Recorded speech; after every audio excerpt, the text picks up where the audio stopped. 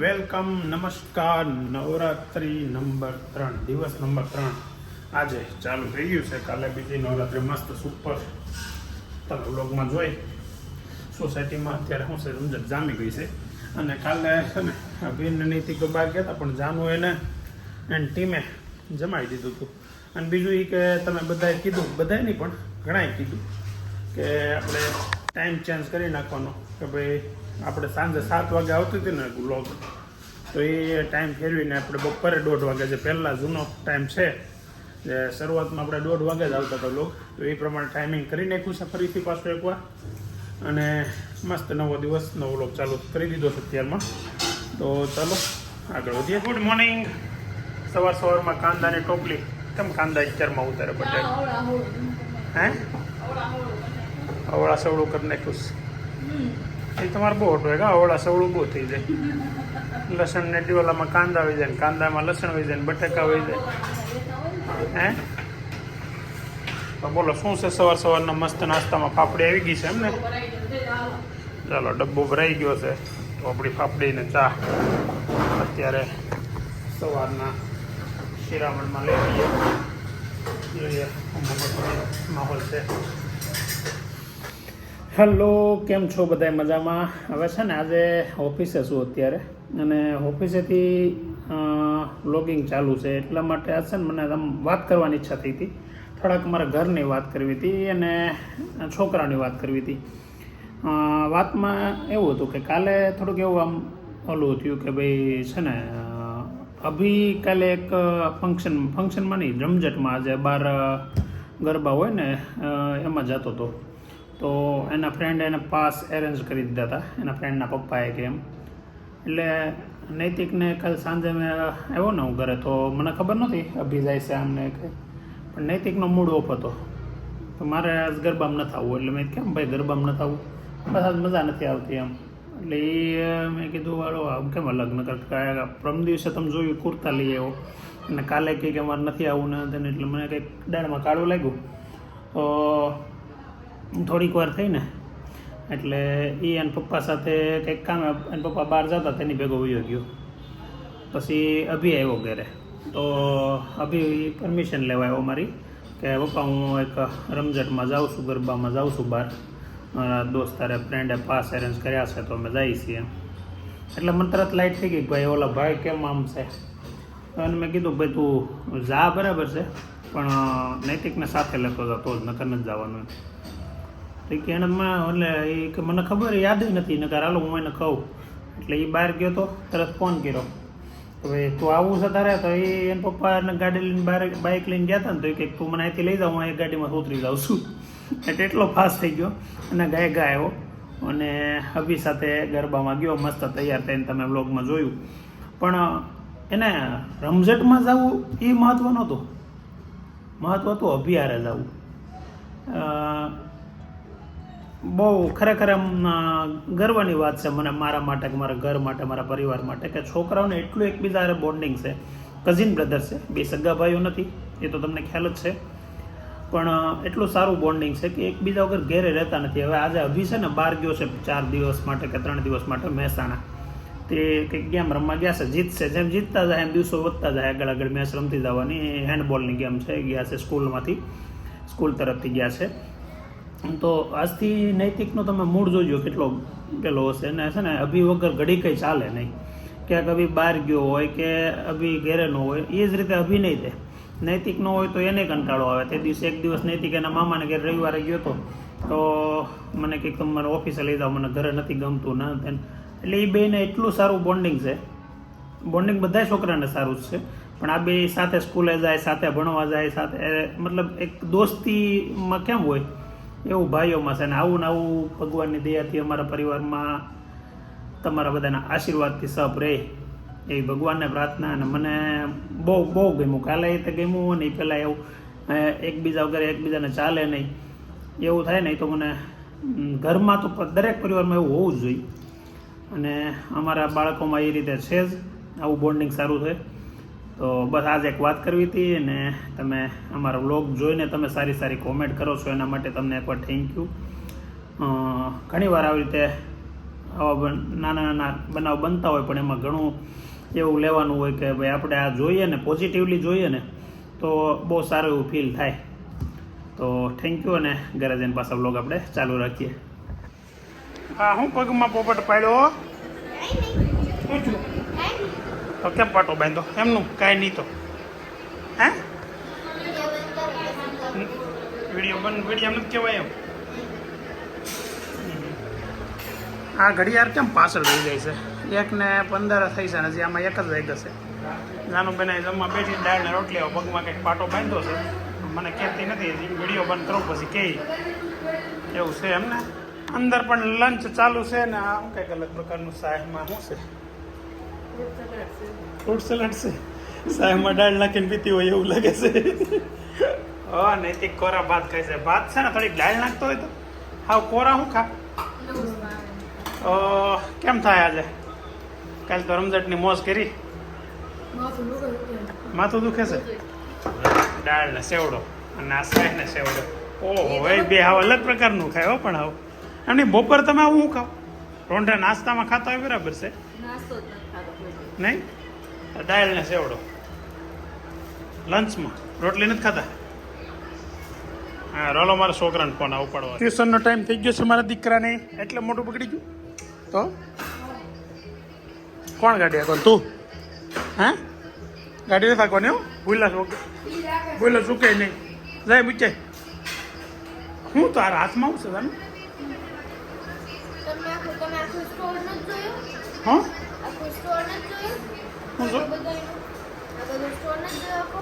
કયો સ્ટોર?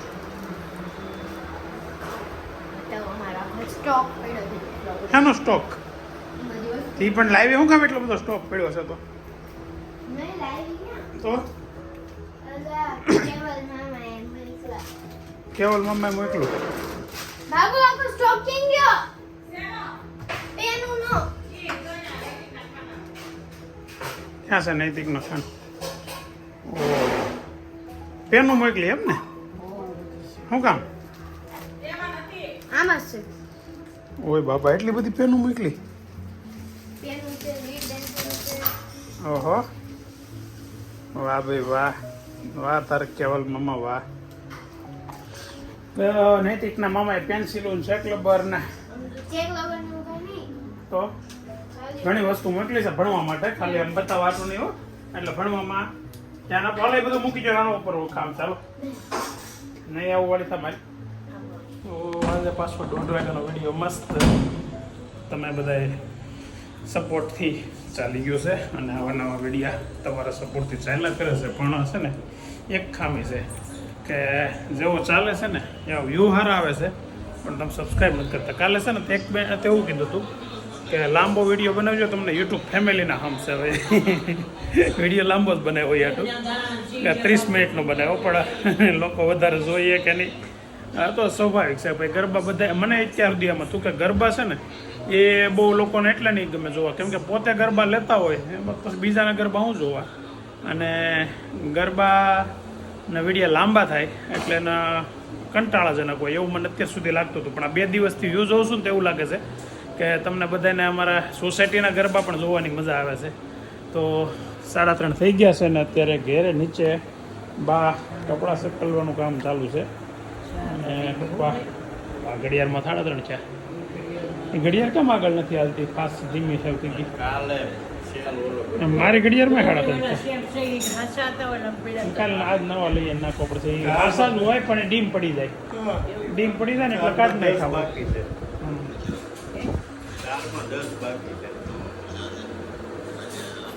7 વાગ્યાને 15 ઘેરે પહોંચી ગયો સાથે ભારત ને બાંગ્લાદેશની મેચ. એટલે જો કે મારો મેચવાળો ખેલાડી તો આજે મહેસાણા વહી ગયો છે. આ લોકોને બહુ કાંઈ મેચમાં રસ નહીં. શું કેવું નહીં તા? કેમ જો પહેલો દિવસ કેમ જો? ખાલી દિવસ અભી વગરનો તારે કાંઈ નથી થયું? હા હું એમ પણ મજા આવે કંટાળો આવે? બોલો દીદી, કેટલા વાગે સુટી તું? 7 વાગે? એટલે હવે તો એટલે તું ફોન લઈને આમ બેઠી છો ને કે આગળ કહું હજુ હું સ્વીટી શું આગળ આવી છું એમ કેમ ને, એટલે જ મેં ન કીધું.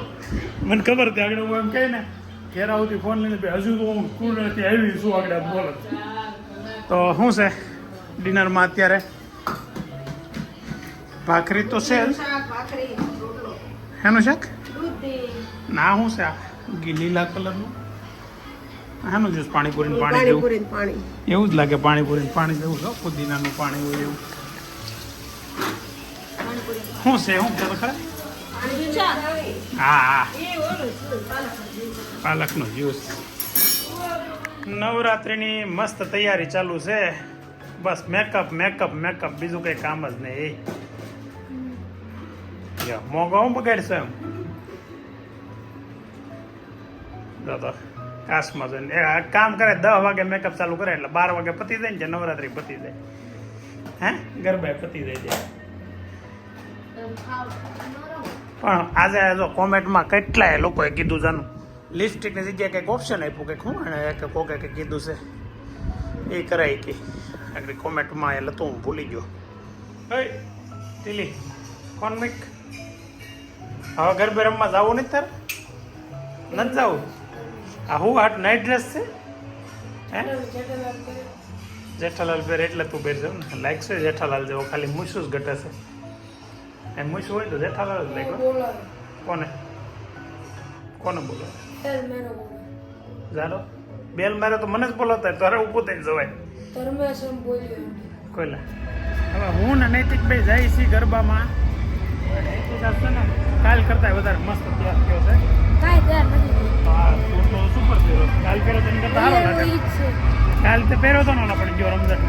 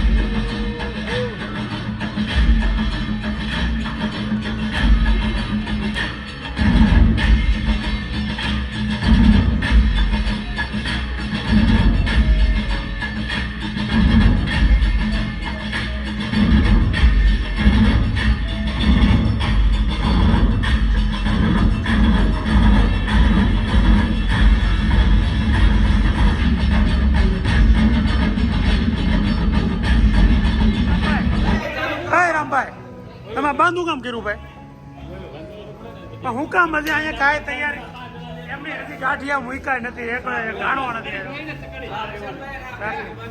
કેમ ભાઈ હું કામ ના પાડી તમારું કેમ આવું તમે કરો છો આ વર્ષે ધ્યાન આપતા નથી આ વખતે હે